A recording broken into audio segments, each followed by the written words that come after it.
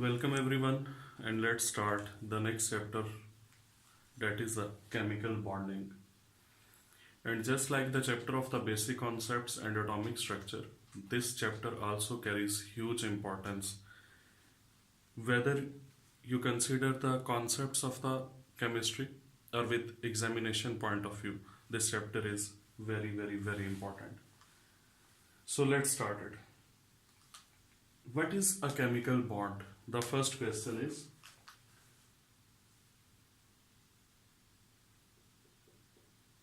what is a chemical bond? Basically, a chemical bond is a force of attraction.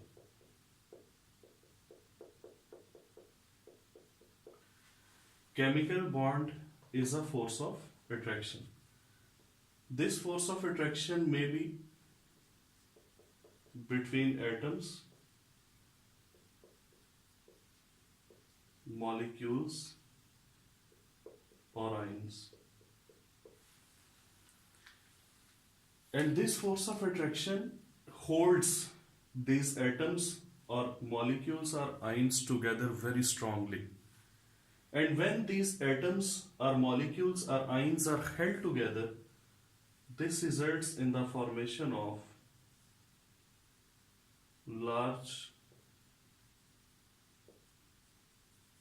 variety of compounds.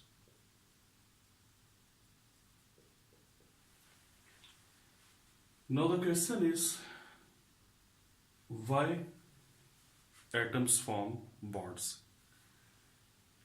Atoms and ions form bonds, but you may consider it very odd that I have written the word molecules here. So molecules also form bond. I will explain it later on in my lecture. Why the atoms form bond? What is the reason of the chemical bonding? In order to explain the reason, let me tell you that there are 118 elements or atoms that have been discovered so far. Out of these 118 elements, I will divide it into two portions, 112 and 6. These are the 6 atoms that are highly stable,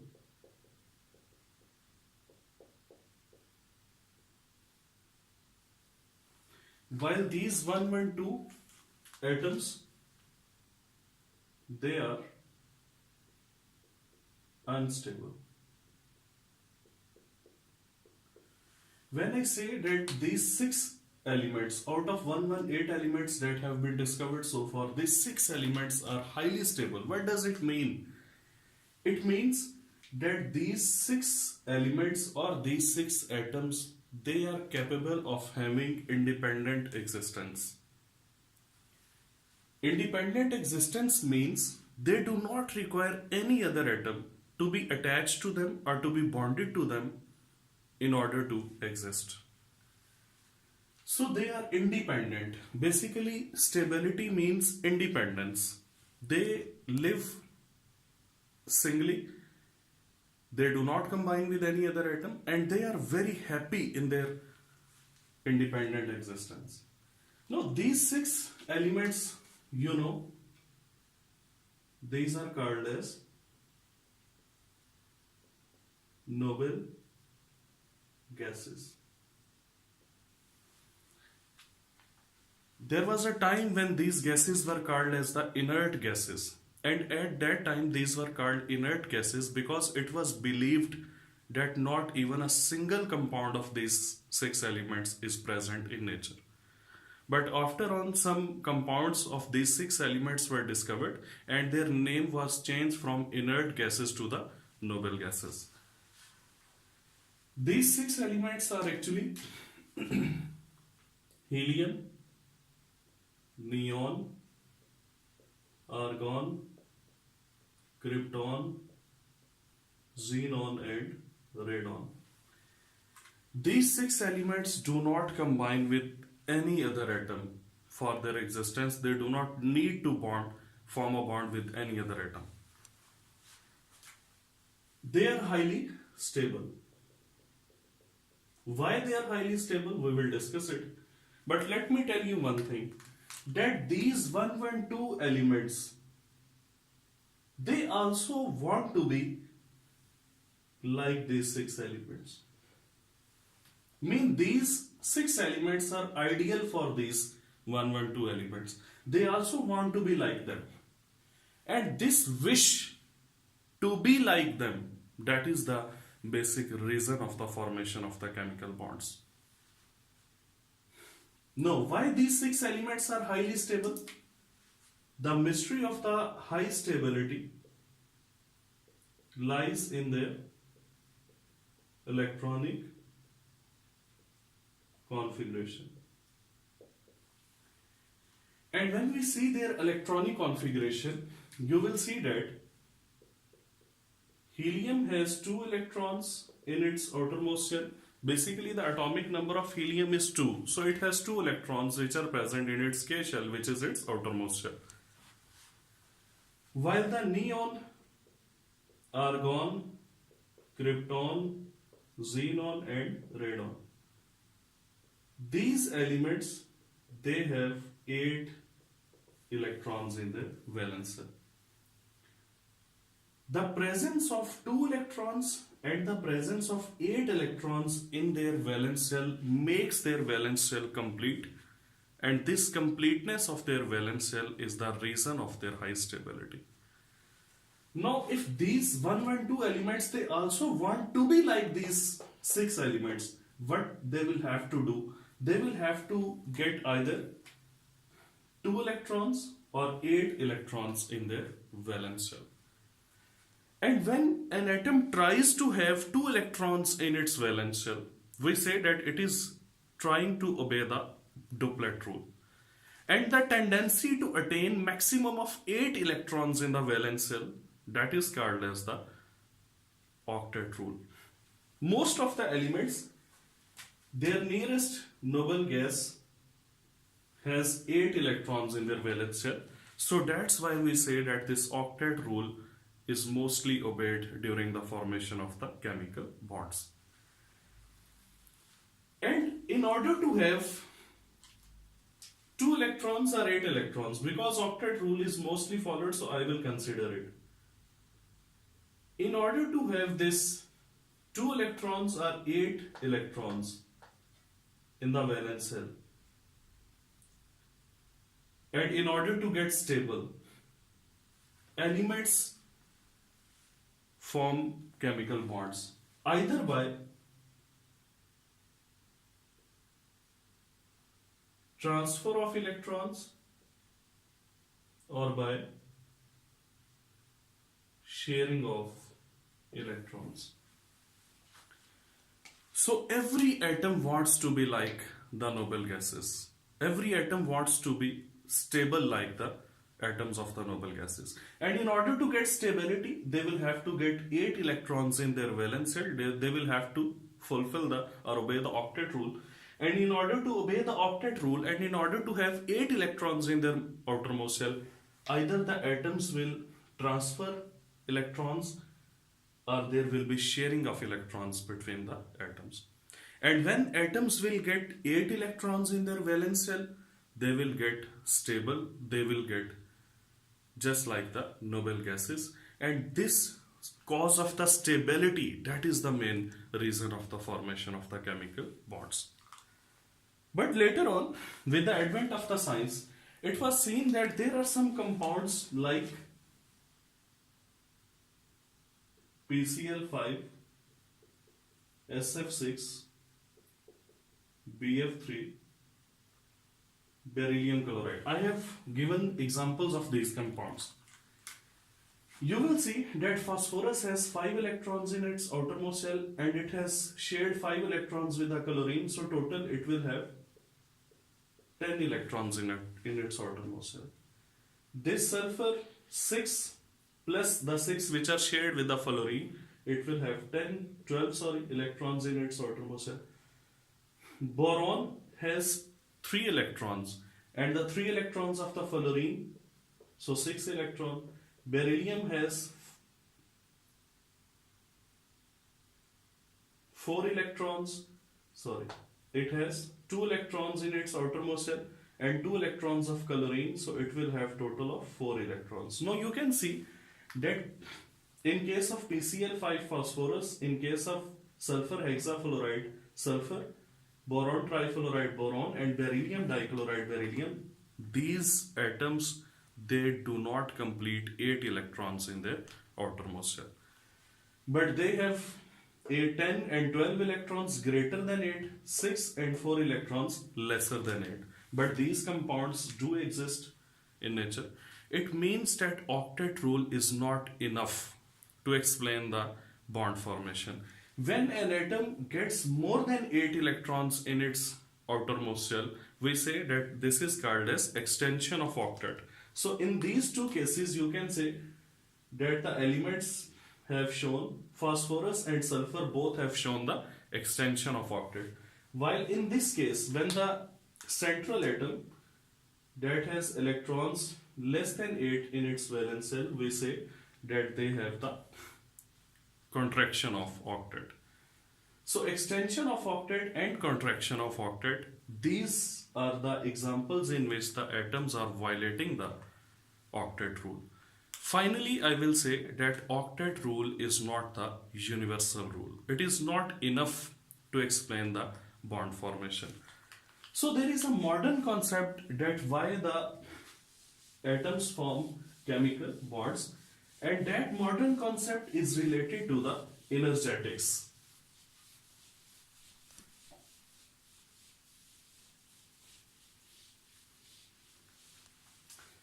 So let us discuss the modern concept of bond formation, or you can say energetics of bond formation.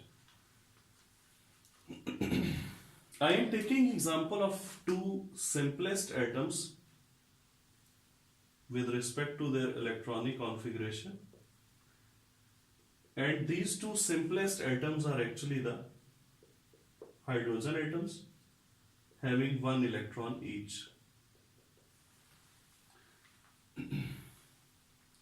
When they are present in isolated form, means they are not bonded, this electron is attracted by its nucleus and there is force of attraction here.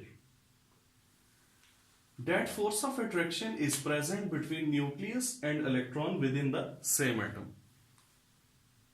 But when these two atoms will approach each other, what will happen? Now, when they will approach each other,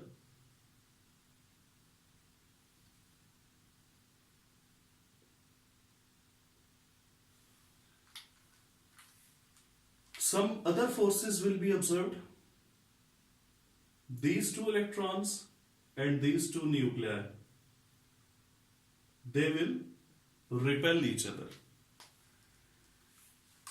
But the nucleus of this atom will attract the electron of the other atom, and the nucleus of this atom will attract the electron of the other atom.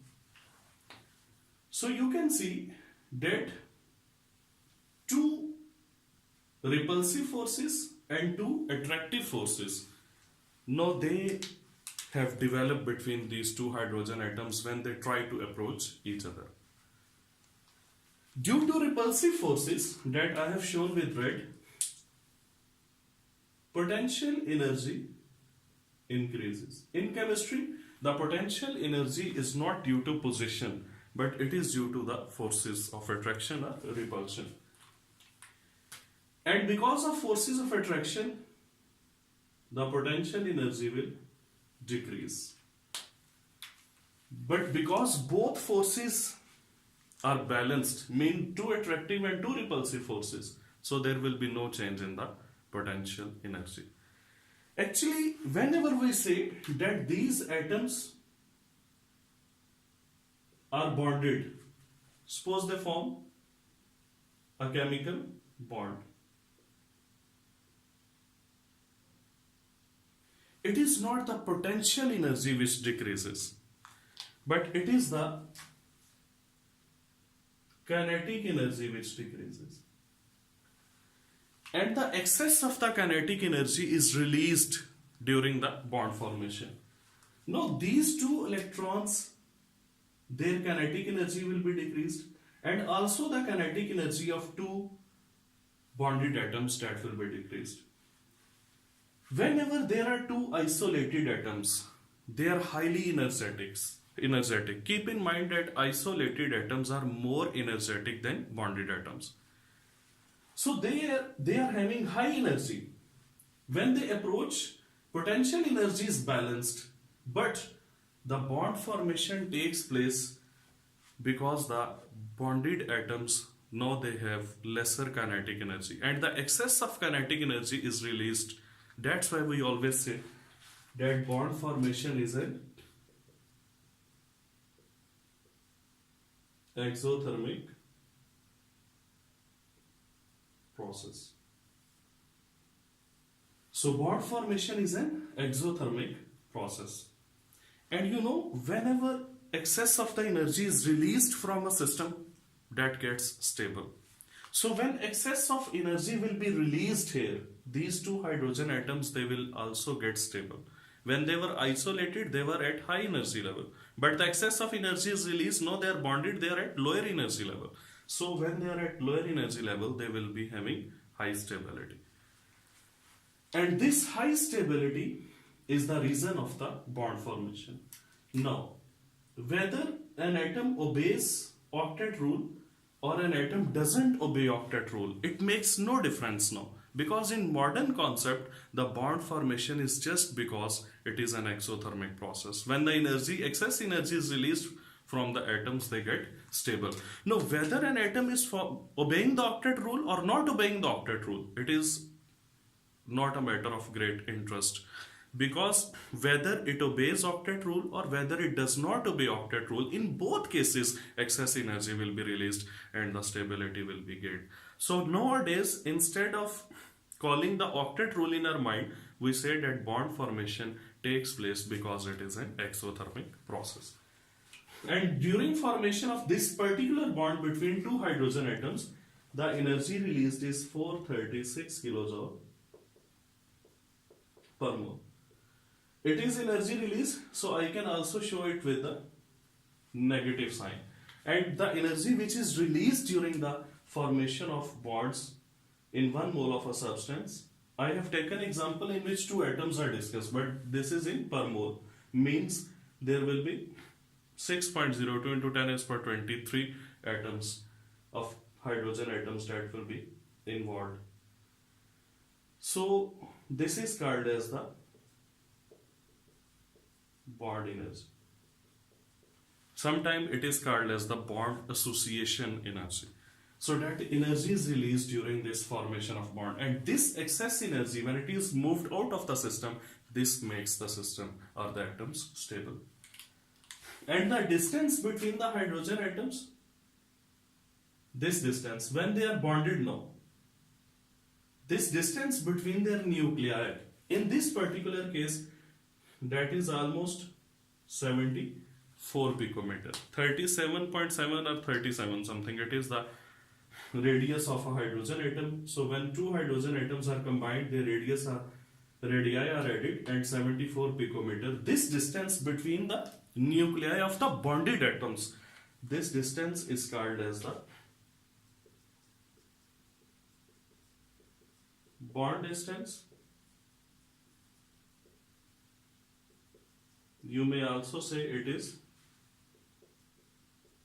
bond length. Sometimes it is also called as internuclear distance, or you can also say it is compromise distance. It is very easy to understand why it is called as bond distance, because the bond is formed, bond length, internuclear distance. But why it is called as compromise distance? It is called as compromise distance because even when these atoms are bonded, there are still forces of attraction and forces of repulsion. Both are present between them. And when forces of attraction and forces of repulsion both are present, but they still decide to stay together, that is actually the compromise. So similarly, same is the case in our families, that when a male and female get married, there are forces of attraction between them, forces of repulsion between them, but they still decide to keep together or to stay together. This is actually compromise. Same compromise is between these two hydrogen atoms. So that's why it is called as compromise distance. But let me tell you one thing very important, that if you will try to bring these two hydrogen atoms even closer as compared to 74 picometer distance, now the attractive forces, they will be dominated by the repulsive forces. Now the repulsive forces, that will dominate the attractive forces, and again the system will move towards instability. So the old concept is the octet rule, and the in new concept the bond formation is explained on the basis of its energetics. This was a lecture about how bonds are formed and what is a chemical bond basically. In the next lecture, we will be discussing the theories or the concepts of the bonding. Till then, Allah Hafiz.